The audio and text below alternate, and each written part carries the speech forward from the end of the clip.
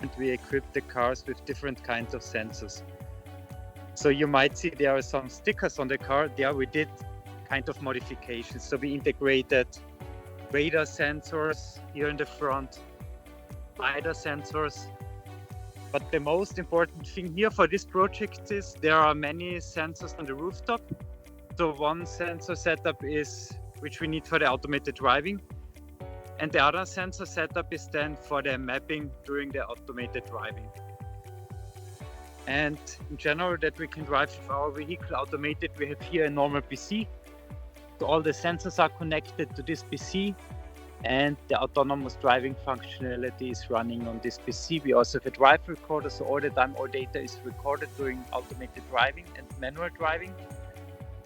So this is more or less the sensor setup and required equipment for the automated driving.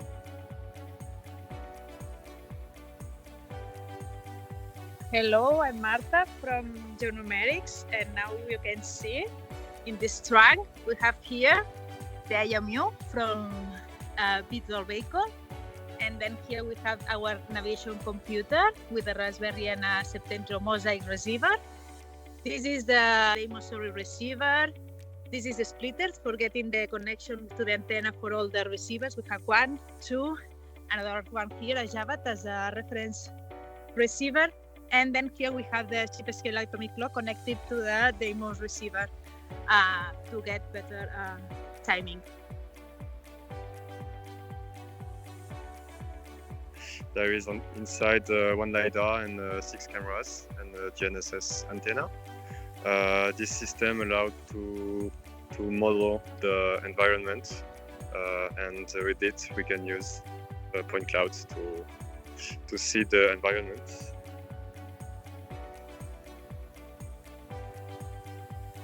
So we will now make a short calibration of the IMU, and then we start the drive. And during the drive, you will see this screen, so what the vehicle is seeing. And you will also see a small camera feed from within the vehicle, what you would see if you were in the vehicle. So you might notice that at the moment our vehicle is been driving by our driver.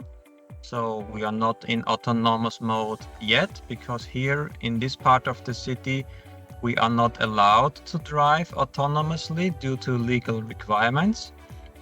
But at a later point in our trajectory, we come to an area where we have a special permit to drive autonomously, and then the driver will just supervise the vehicle. So we are now leaving the area of the small buildings, and we are now driving towards a shopping mall. Still, the visibility of satellites is quite good. So we are now at the end of the closed tunnel on the main road again. So we are still in an area with very good visibility towards the sky. And we are now driving towards another shopping area, and there we can drive autonomously. So at the moment we have visibility towards 7 satellites, so it's a good reception. So we are now approaching the area of the second shopping mall.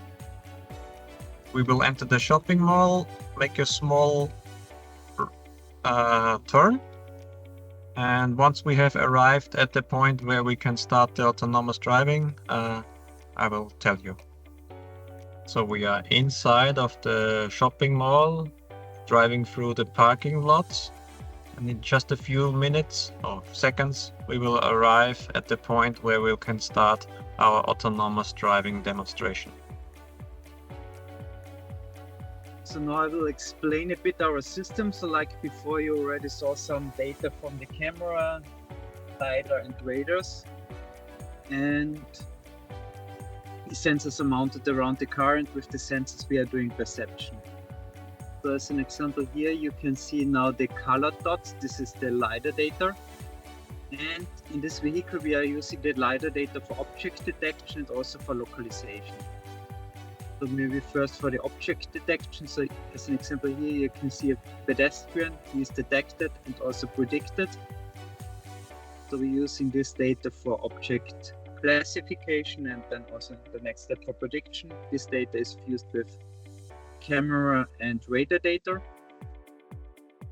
Here you can see as an example a bus driving, or here's another bus.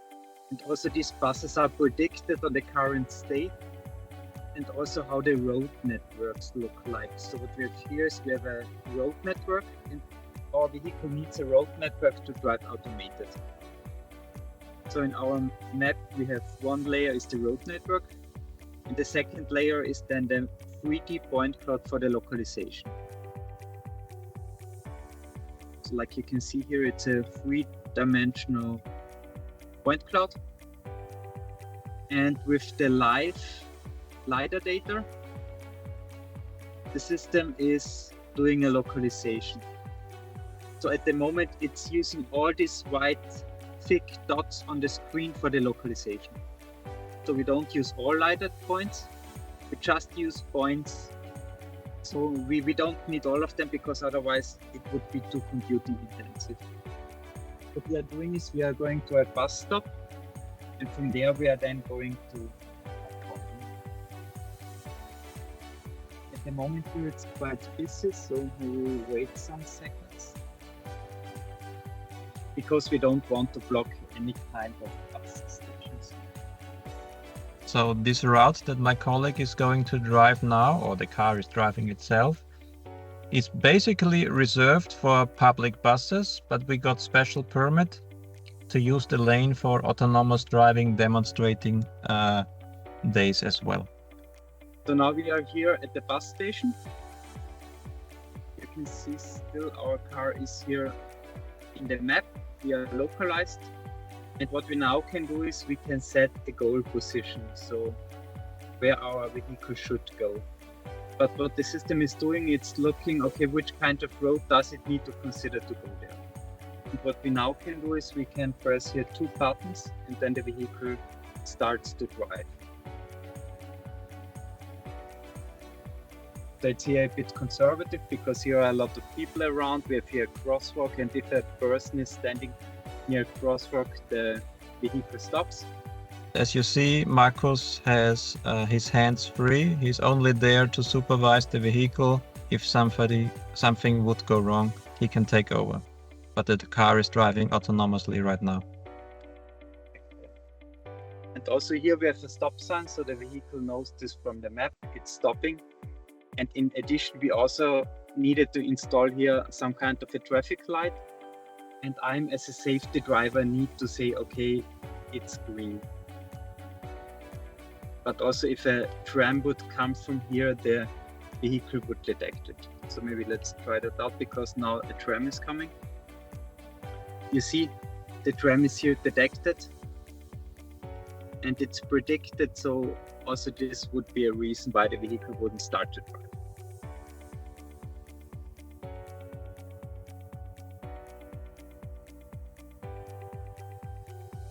Now it's away, and then I can press on the green button, go, and then the vehicle continues to drive.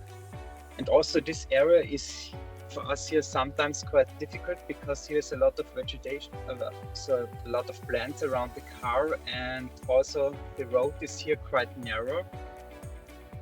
So what I need to do here in front is I need to reduce the velocity, because otherwise we wouldn't be able to drive here. And now the vehicle is driving again. And also now here a bus is approaching. Just for safety reasons I have here a hand. But still the vehicle reduced a bit the velocity, but still keep moving. So and now here we reached our goal. So until here we are allowed to drive automated. So and now I will set a new goal so that we go back to our starting position. So I set here a new goal. The system is planning which roads does it need to consider. Then I can press here again 2 buttons and the vehicle starts to drive. So we use GNSS for the trajectory, we use the LiDAR for mapping the environment in order to generate this point cloud data, and based on this point cloud data we can then derive where are the lanes we are allowed to drive on and where not. And the HAS is used to make the positioning more precise. So similar to using RTK, we are using HAS here. So what we see now on the map, so on the right hand side we see the LiDAR, which is scanning the environment, and on the left hand side where we are on the map, we are just using GNSS and RTK. HAS is not in this visualization. HAS will be used when we post-process the data. So concerning accuracy and testing, we will do accuracy tests in post-processing, but not now during live driving. So we have now arrived at an area with quite high buildings, so it's like urban canyons, and therefore GNSS reception is getting down. So we now have 2 or 3 satellites per constellation visibility. The buildings around here are like 4 or 5 stories tall, so it's like some canyons. Also, the streets are quite narrow. There are cars parking left and right, so it's a more complicated route to drive. This is why we drive here manually and not autonomously. Like before, we are making some loops here in order for the trajectory to intersect itself. This helps for the trajectory estimation algorithm. So here inside the urban canyons, we have 3 satellites visibility. We have now almost finalized our route through the inner city, and next we will head towards the university campus again, where the entire test track started and will end.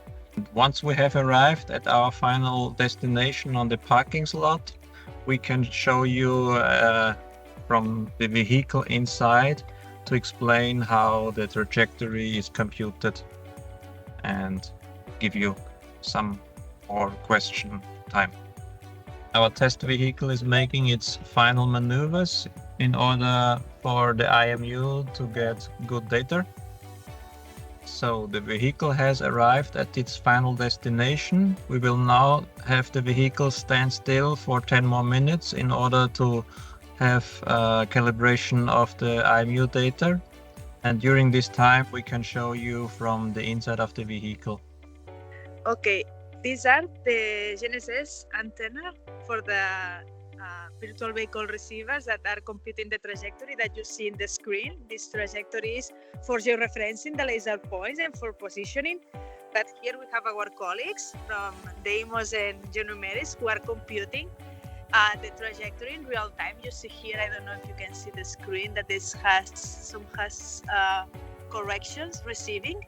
So we are using these corrections because we have this antenna with its couple of getting the E6 signal for Galileo with this has correction, and it was a RTK system. So they are working now. We are in a static mode because we are recalibrating the IMU and for the integrated system for doing INS GNSS processing to improve our trajectory.